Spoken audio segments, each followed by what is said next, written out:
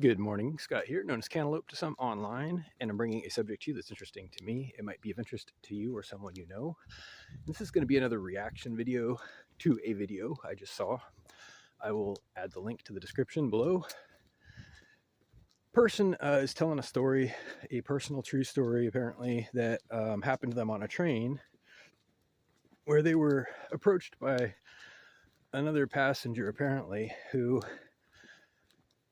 to make a short story out of it, ended up stalking them, kept pestering them on the train. And I want to comment about this kind of behavior.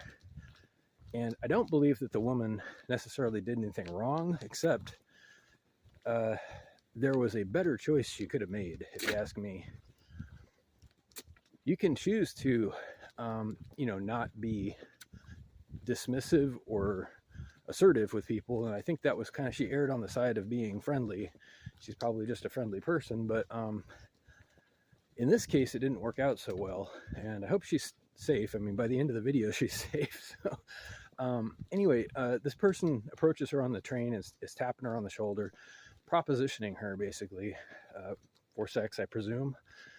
That's a presumption, but he's showing her, dollar amounts on his phone, and she's rejecting him, and then makes a video about it, and actually sees this person later on in out of the blue at her residence. Okay, that's like beyond, like at that point you're being stalked by textbook's definition. So what I would have done is I would have nipped it right in the bud, because I think that I have enough experience with people to know when you need to draw a line. And it's not so much about identifying behaviors as knowing your own limits, like what you should tolerate from other people.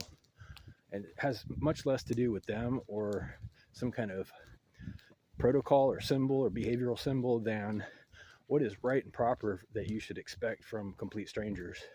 Because there is a difference between a stranger and a friend or lover. You don't know that guy that well yet.